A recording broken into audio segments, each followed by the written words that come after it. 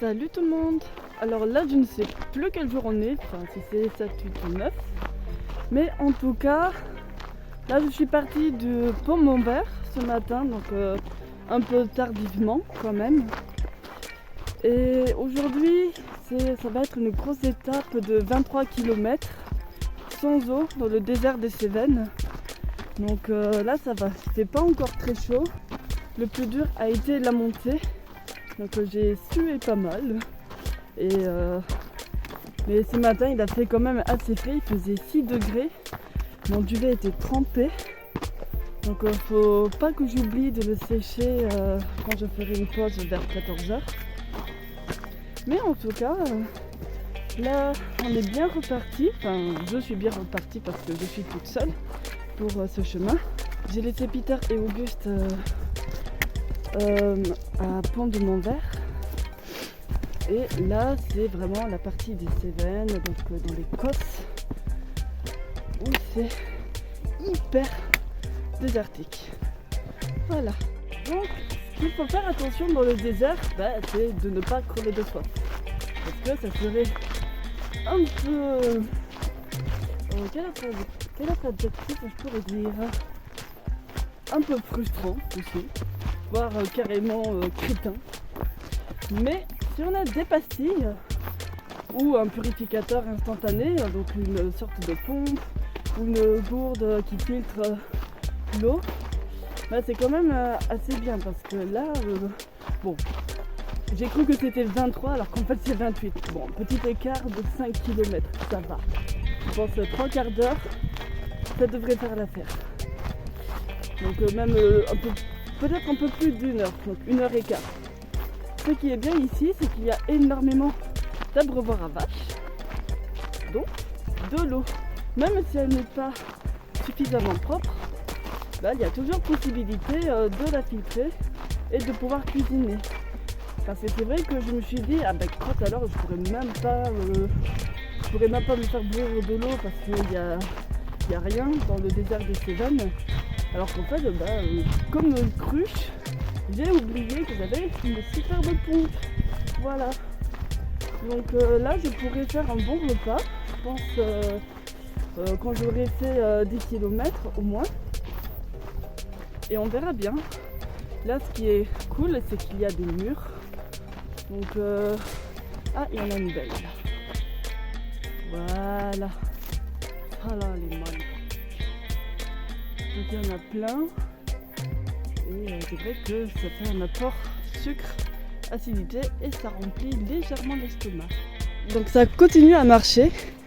Je pense que je vais arriver pour la pause déj dans à peu près une demi-heure, dans ces eaux-là. Pour l'instant, il n'y a pas grand monde. Bon, en même temps, je n'ai pas pris vraiment le GR70 là, parce que ça me faisait traverser toute une grande boucle. Et comme j'ai un peu les jambes, pas en charpie, mais c'est quand même, j'aimerais bien arriver pour pouvoir jouer sur la place de l'église. J'ai préféré couper au plus court.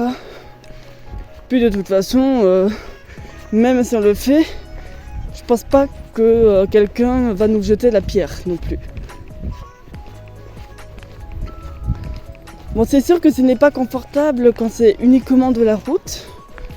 Mais je peux quand même trouver des vestes de loup, les champignons, enfin les bulles, enfin les sortes de bulles un peu comme ça là. Et ça se mange. C'est insipide certes, mais quand on a vraiment faim, ça permet de couper l'appétit. Voilà, mais comme il y a énormément de voitures, le mieux c'est de les nettoyer avant de les manger. Quand même, par souci d'hygiène. J'ai dormi 2 heures, ça fait tellement du bien. Après le déjeuner, la grosse montée, j'en avais bien besoin. Là, il fait plein soleil, il n'y a pas d'ombre, mais par contre, il y a énormément de murs. En fait, quand je passe devant les gens, ils me regardent toujours avec des gros yeux. Parce que c'est sûr qu'avec cette tenue, je ne passe pas inaperçue. Donc là, je marche sur une crête et je pense que je vais arriver dans à peu près 3 heures, donc 18 heures à Florac. Je vais trouver un petit endroit où jouer et voir s'il y a des gens qui me donnent de la nourriture, parce que je suis là pour ça. Et aussi parce que les nouilles de riz, ça va 2 minutes. Il y a un plein soleil. Il fait chaud, mais c'est supportable encore. C'est sûr que le froid du matin, là, j'en viens même à le regretter. Enfin, 6 degrés à 35, il y a quand même une énorme différence. Alors je vais un peu vous montrer la vue que j'ai là. Voilà. Oui, c'est tout plat. Enfin, plat. C'est tout désertique. Et en plus, il n'y a pas de vent. Je serais même pas embêtée par ça. Ouais. Là, vraiment, il n'y a pas d'ombre, hein, franchement. Je crois que je vais tracer jusqu'à Florac. Et si je vois un ruisseau, je vais prendre de l'eau un peu. Donc voyons, est-ce qu'on va à gauche? À gauche et ça fait mal, et à droite c'est de l'ombre. Alors voyons voir ça. Non, je vois rien. Ah non, c'est super, c'est à droite. Là où il y a de l'ombre, yes.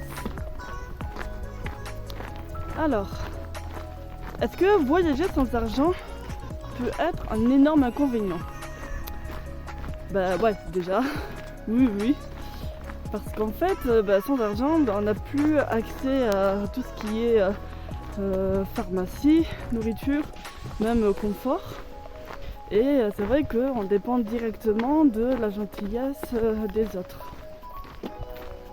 Après, c'est vrai que si on demande à quelqu'un s'il a à manger sur lui, déjà il va utiliser l'argent qu'il a et nous le donner. Donc là, c'est quand même c'est un peu compliqué.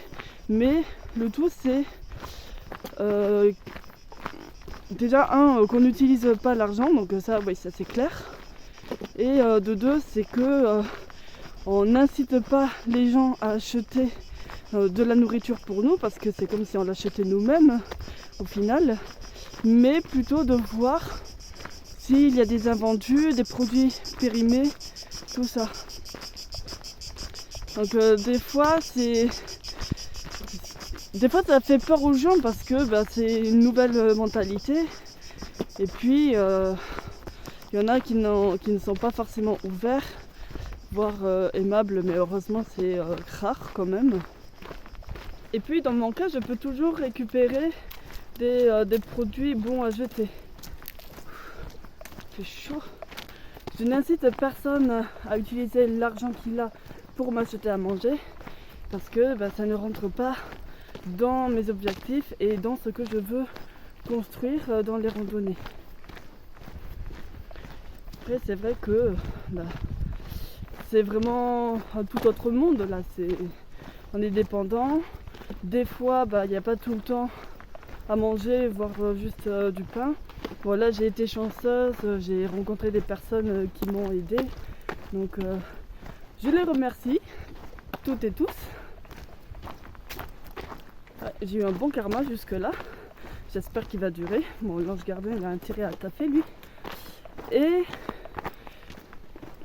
Et du coup, c'est sûr que il y a aussi l'alternative de se nourrir de plantes.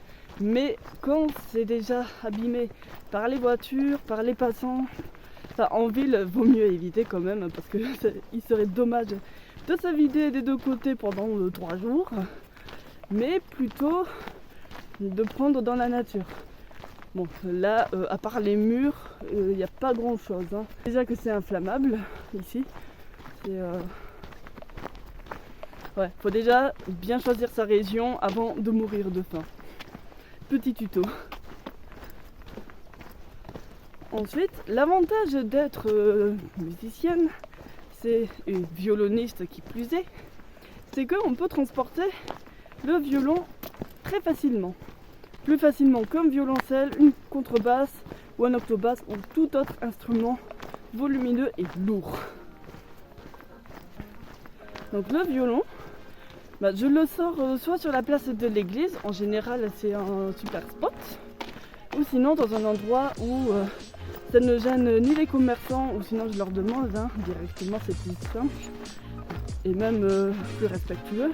Je joue à un endroit où il n'y a vraiment personne. Enfin, quand je dis personne, c'est surtout pas de commerçants que je peux gêner. Et après, soit il y a des personnes vraiment intéressées, les personnes qui ont des enfants en général, ils donnent un peu plus, ou les personnes qui sont sensibles à ce projet aussi. Mais après, c'est sûr que en général, les touristes, ils évitent de trop donner parce que forcément, faut un peu économiser l'argent parce que il faut visiter les musées, il faut payer la nourriture, le gîte ou l'hôtel. Et c'est vrai que dans certaines périodes, la note peut s'avérer très vite salée.